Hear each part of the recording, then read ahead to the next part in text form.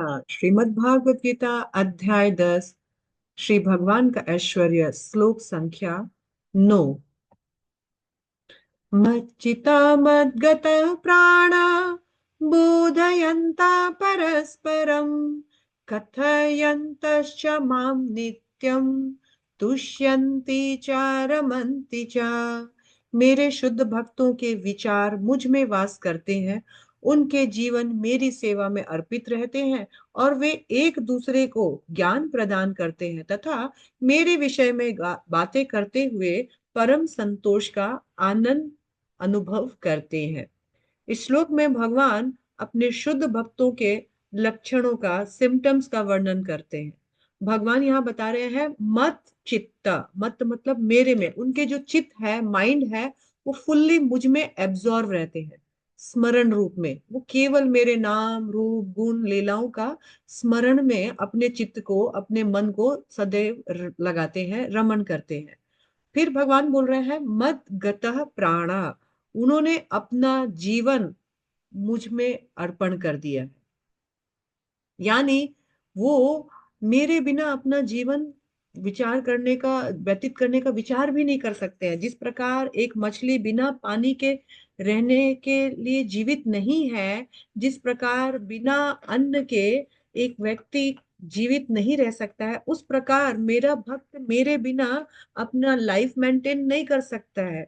मत गतः प्राण, उन्होंने अपना जीवन तक मुझे अर्पण कर दिया है। फिर बताया है भगवान ने तीसरे नंबर पर बोधयन्तः परस्परम, वो जब आपस में मिलते हैं एक दूसरे से, मेरा भक्त किसी से भी मिलता है तो वो क्या करता है, तो भगवान के विषय में वो उपदेश देता है।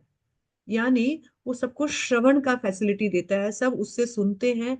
वो भगवान की लीला कथा नाम रूप गुण आदि को रिवील करता है, सबको बताता है और इस प्रकार से कृष्ण की भक्ति का महत्व सबको समझाता है। चौथे में भगवान बता रहे हैं कथयन्तश्च माम, वो केवल जब भी जिससे मिलता है या तो खुद कथा करता है, मेरे बारे में बोलता है, ग्लोरिफिकेशन करता है, कीर्तन गुणगान करता है, या फिर किसी से उसी बारे में कथा बोलने के लिए वो प्रेरित करता है।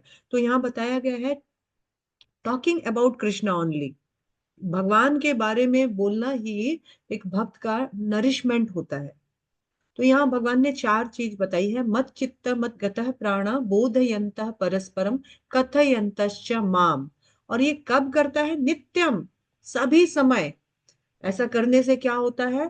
तुष्यन्ति च रमन्ति च, मेरा भक्त जो है इस प्रकार से मत चित्त यानी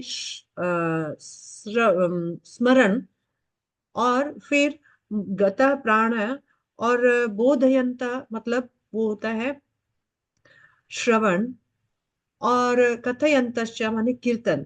श्रवण कीर्तन स्मरण ही मेरे भक्तों का प्राण होता है। और भगवान ने कहा है यही भक्ति का बेस्ट पार्ट होता है, श्रवण करना, भगवान के विषय में सुनना, फिर जो सुना वो बोलना, और फिर उसको रिकॉल करते रहना। मेरे भक्त इसी में बिजी रहते हैं हमेशा, और इस प्रकार बिजी रहकर तुष्यंति च रमन्ति च, उनको बहुत ग्रेट सेटिस्फेक्शन और आनंद का अनुभव होता है, रमण करते हैं उसी में हमेशा। तो भगवान यहाँ पर बता रहे हैं कि उनके जितने भी सेंसेस है, उनका जो वाणी है, उनकी इंद्रियां हैं, उनका मन है, उनका जीवन है, सब कृष्णमय हो जाता है, कृष्ण के लिए हो जाता है। और कैसे करते हैं? तो बड़े प्रीतिपूर्वक, पिछले श्लोक में बताया था ना कि प्रीतिपूर्वक करते हैं, ये प्रीतिपूर्वक करते हैं भगवान के विषय में सुनना, विचार करना और बोलना।